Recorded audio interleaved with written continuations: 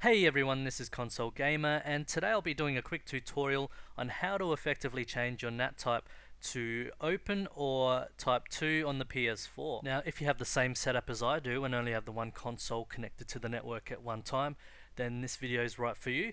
If you have multiple devices on the network connected at the same time, then I'd suggest looking at instructions on port forwarding.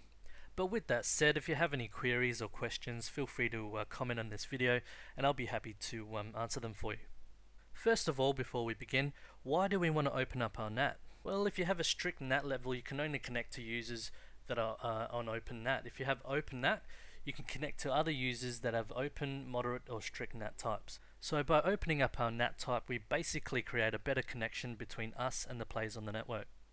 So to open up our NAT, firstly we're going to need to find out the IP address of our modem router or our default gateway.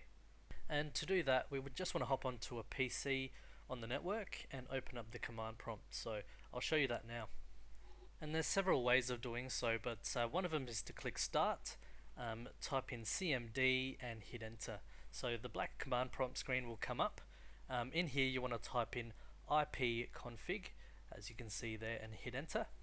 And that will bring about some information on the PC that you're currently using, including the IP address, the subnet mask of that IP address, and the default gateway or the router address that we're connected to.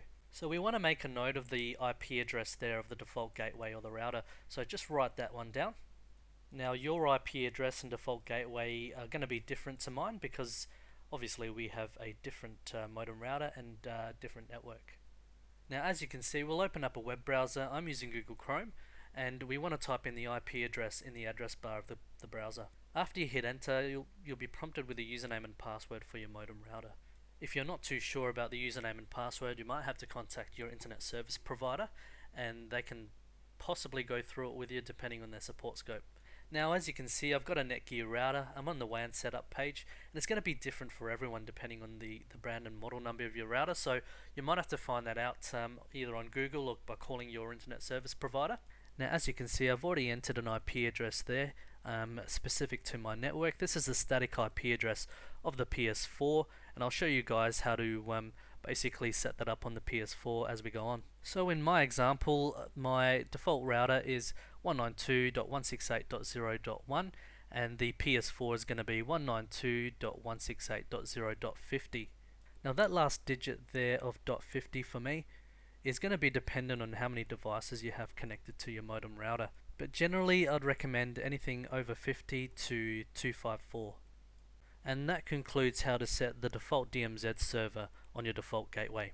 Now I just wanted to add a little something extra for you gamers out there. Now I've just logged into the home page of my home ADSL service on my ISP's website, and on there's an option to select the ADSL line profile, and this basically allows you to change your line conditions to accommodate speed or reliability. In this case, because we're gaming, we're going to choose ADSL 2 Plus low latency.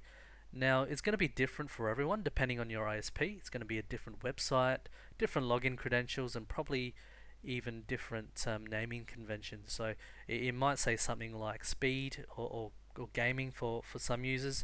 It's all going to be different, so feel free to contact your ISP and query or ask them whether or not they have any line profiles for you specific to gaming. And that concludes how to find out the IP address of your modem router, how to log into your modem router using your web browser, and how to possibly change your line profile conditions to low latency or a gaming profile. And in part 2, guys, I'll show you how to log into your PS4 and set up a static IP address. Mine's going to be 192.168.0.50 and that will be our default DMZ.